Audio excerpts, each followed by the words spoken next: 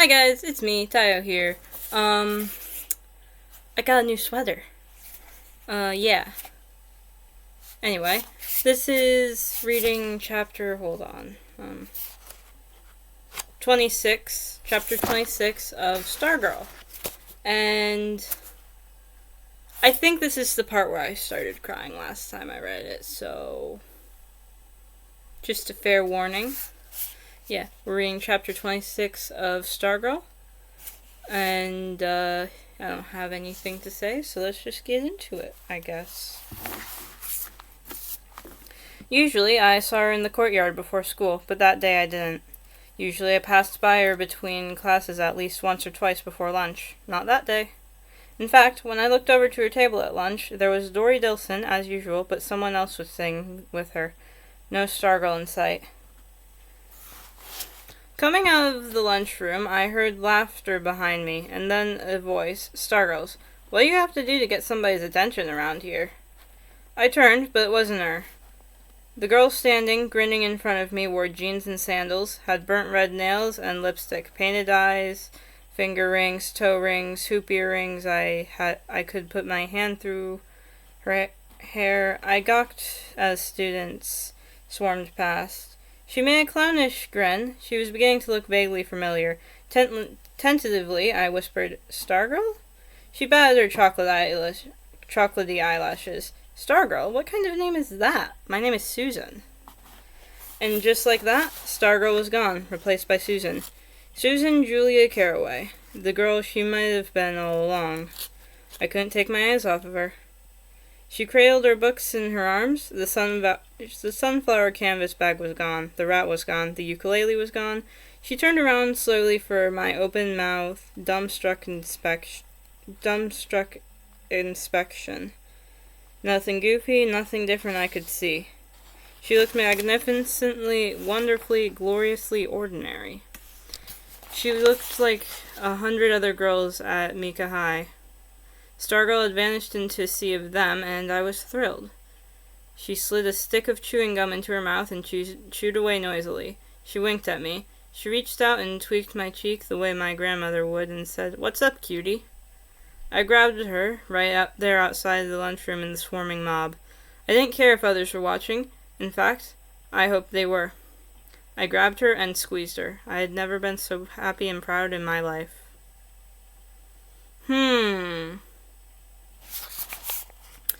We sailed through time. We held hands in the hallways, on the stairs, in the courtyard. In the lunchroom, I grabbed her and pulled her over to our table. I looked to invite Dory Dilson, too, but she was gone. I sat there grinning while Kevin and Susan gabbed and gossiped over their sandwiches. They joked about her disastrous appearance on Hot Seat. Susan suggested I should go on Hot Seat one of these days, and Kevin said no, he's too shy, and I said not anymore, and we all laughed. And it was true. I didn't walk, I strutted. I was Susan Caraway's girlfriend. Oops. I was Susan Caraway's boyfriend. Me. Really? That Susan Caraway? The one with the tiny barrettes and toe rings? Yep, that's the one, my girlfriend. Call me Mr. Susan. I started saying we instead of I, as in, we'll meet you there, or we like fajitas, I think. I think is how it's pronounced. I'm pretty sure it's pronounced fajitas, not fajitas. Whenever I could, I said her name out loud, like blowing bubbles. The rest of the time, I said it to myself. Susan. We did our homework together.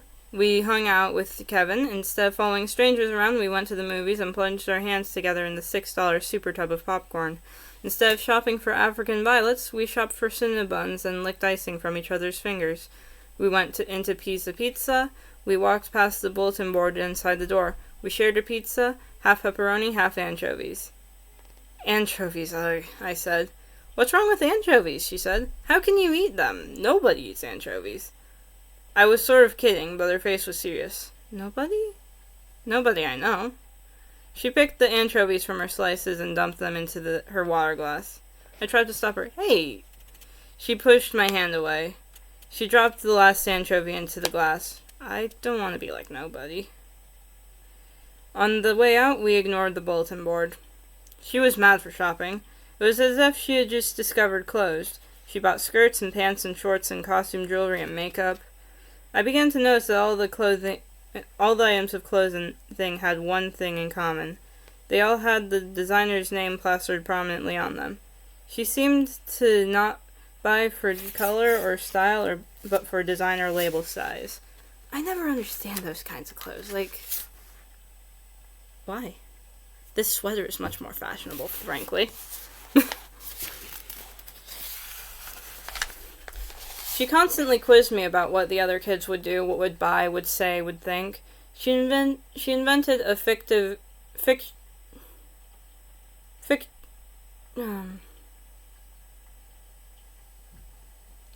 a fictitious person whom she called Evelyn Everybody.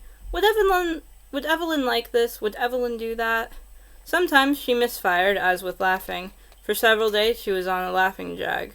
She didn't just laugh, she boomed, heads turned in the lunchroom. I was trying to work up the nerve to say something when she looked at Kevin and me and said, "Would Evelyn laugh this much?" Kevin stared at his sandwich. I sheepishly shook my head. The laughing stopped, and from that moment on, she did a perfect imitation of the sullen, pout-lipped teenager. In every way, she seemed to be a typical, ordinary, everyday, run-of-the-mill teenager. And it wasn't working. At first, I neither noticed nor much cared that the shunning continued. I was too busy being happy that she was, as I saw it, now one of us. My only regret was that we could not play the basketball season over again. In my mind's eye, I pictured her aiming her incredible zeal and energy exclusively at the electrons. We could have won games on her cheering alone. It was she who said it first. "They still don't like me."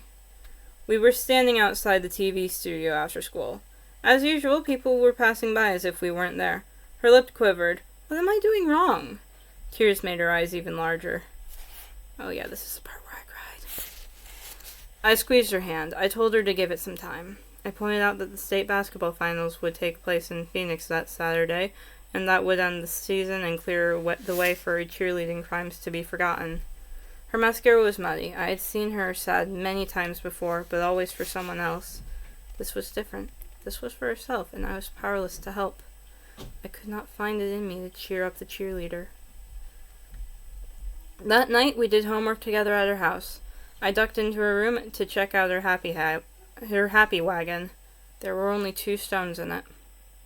When I came to school the next day, there was something different about the buzz in the courtyard. The arriving students were miling about, some roaming at random, some in clusters, but as I approached, there seemed to be a distinct clearing around the palmetto.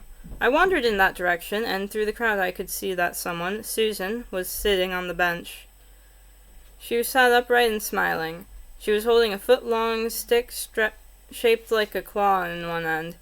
Around her neck, dangling on a string, was a sign that read, "Talk to me and I'll scratch your back." She was getting no takers. No one was within 20 feet of her. Quickly, I turned away. I walked back through the crowd. I pretended I was looking for somebody else. I pretended I hadn't seen, and prayed for the bell to ring. When I saw her later that morning, the sign was gone. She said nothing about it, neither did I. Next morning, she came running at me in the courtyard. Her eyes were bright for the first time in days. She grabbed me with both hands and shook me. "It's going to be okay. It's going to end. I had a vision." She told me about it. She had gone to her enchanted place after dinner the day before, and that's where the vision had come to her. She had seen herself returning in triumph from the Arizona Oracle contest. She had won first prize, best in the state. When she returned, she got a hero's welcome. The whole school greeted her in the parking lot, just like in the assembly film. There were streamers and confetti and toting kazoos and horns blaring, and the mayor and city council were at hand, and they had a parade right then and there, and she rode high on the back seat of a convertible and held her winner's silver plate up for all to see, and the happy faces of her classmates flashed in the sparkling trophy. She told me this, and she threw her arms up and shouted, "I'm going to be popular!"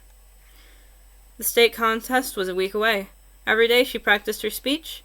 One day she called over little Peter Sinkowitz and his playmates and presented the speech to us on her front steps. We applauded and whistled. She bowed grandly, and I, too, began to see her vision. I saw the streamers flying, and I heard the crowd cheering, and I believed.